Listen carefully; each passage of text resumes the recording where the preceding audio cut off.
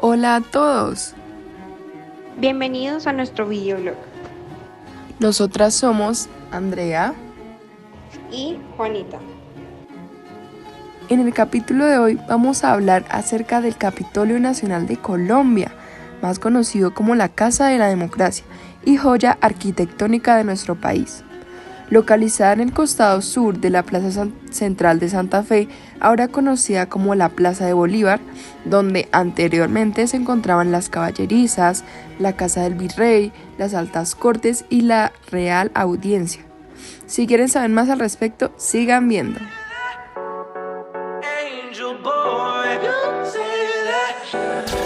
Never gonna stand a chance, heartbreak like a sad romance. Said that you never come back again. Been 3 days, now you're back again. But I'm not your man, no I'm not your man. I can blow your mind like whoa. Why be faithful when you got hosts? Drop top and off we go. We gon' pop off, that's how we roll. Your perfect face, not to mention your perfect body elegance. The way you move while you're dancing.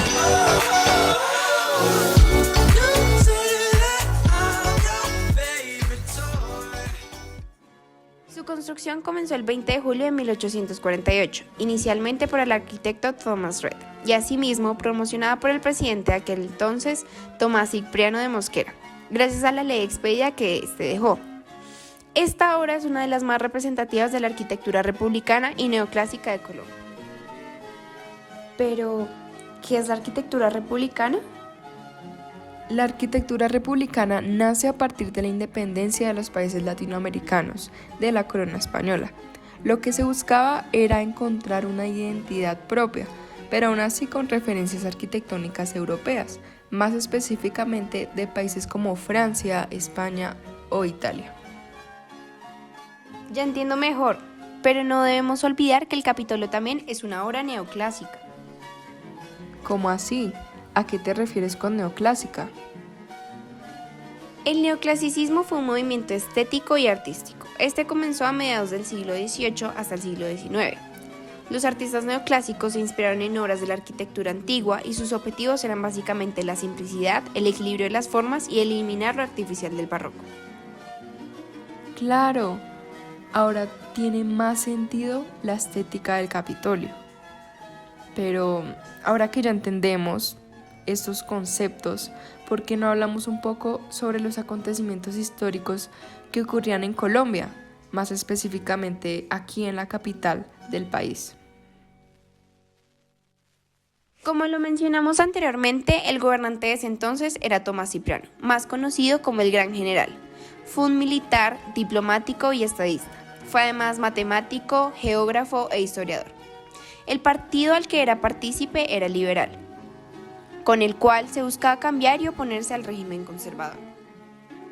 Además, sus objetivos se clasificaban prácticamente en 3.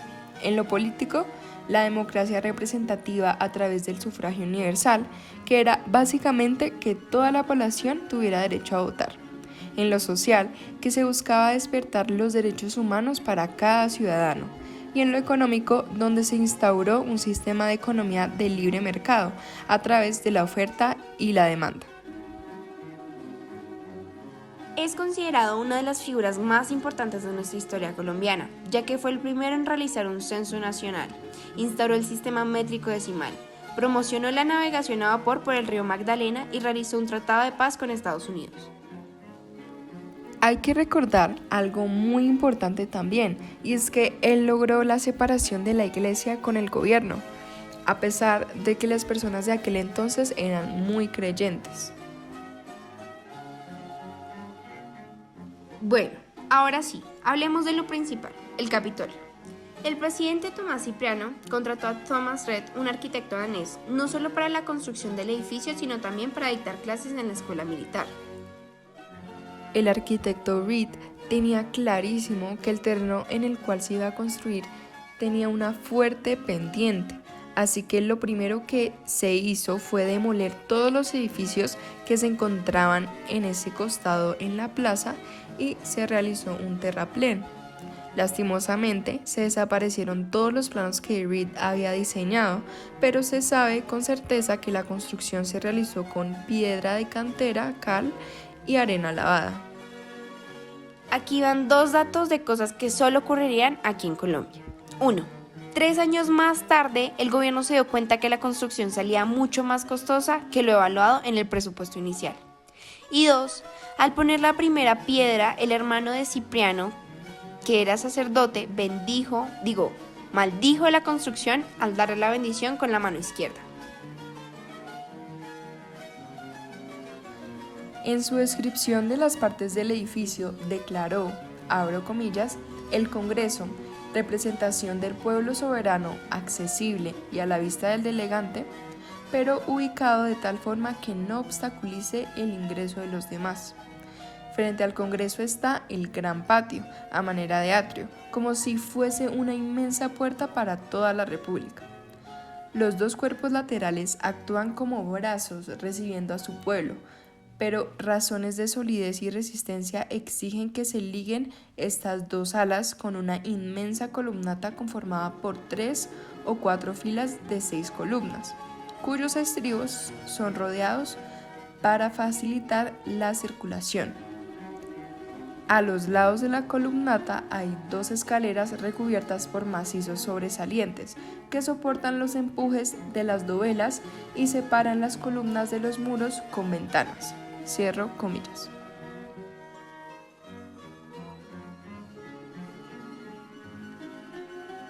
Se esperaban maravillas con esta edificación, pero lastimosamente se suspendieron las obras tras la finalización de la cimentación en 1851. Además, gracias a una guerra civil y al robo de materiales como la piedra y la arena, Red pierde todas las esperanzas y se dedica a la enseñanza y a realizar otros proyectos.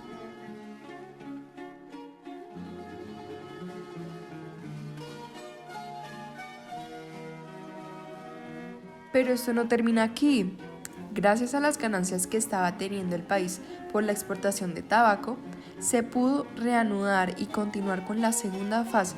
Para este entonces, ya en 1870, siendo presidente Eustorgio Salgar, contrata a Francisco Olaya, discípulo de Reed.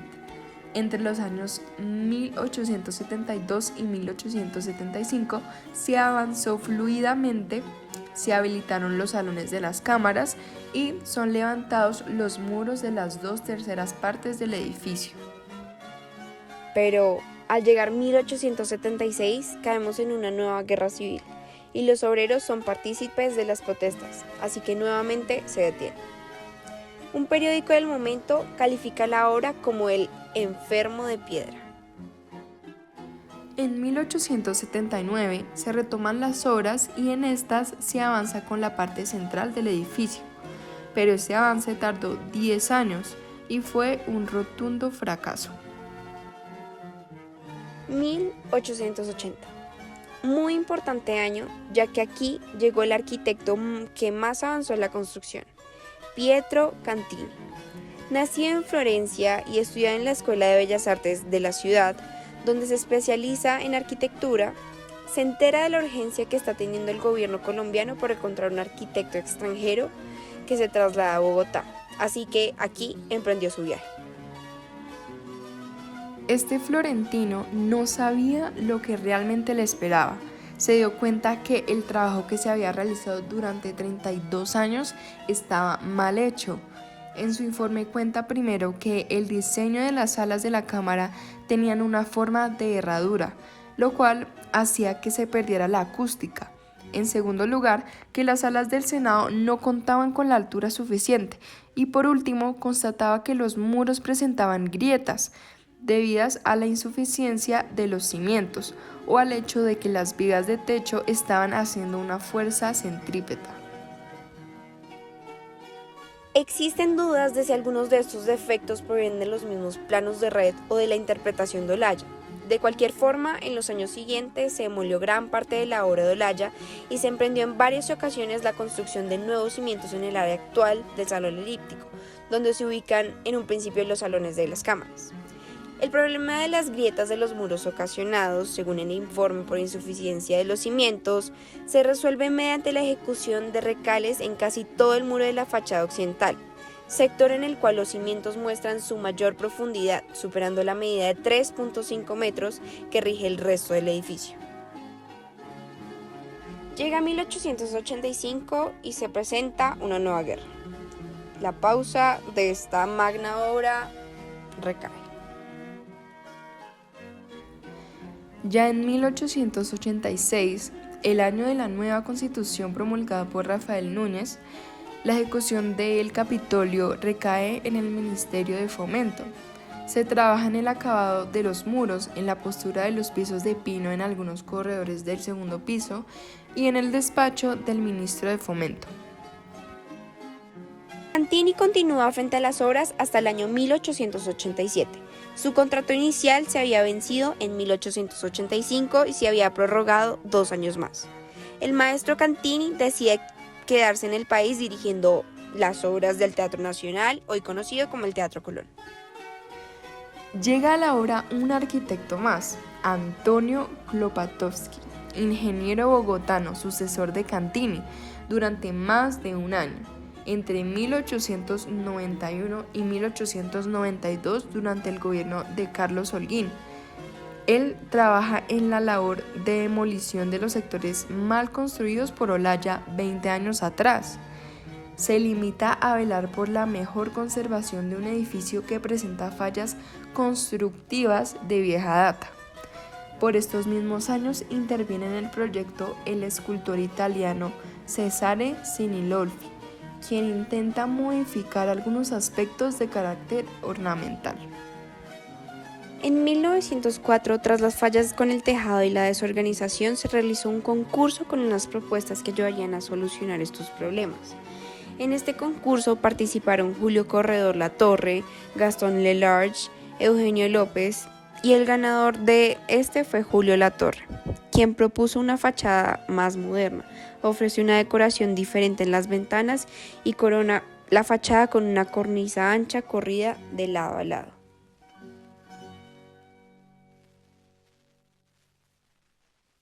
Se atraviesa la Guerra de los 1000 días y llega un nuevo arquitecto a la lista, Mariano Santamaría, quien diseñó el costado sur, levantó las columnas del patio interior, el frontón y el pórtico. Entre 1911 y 1919 asume la dirección de los trabajos el francés Gastón Lelarge, quien demolió el pórtico construido por Santamaría y lo reemplazó por el actual. Diseñó los salones legislativos y construyó las escalinatas exteriores.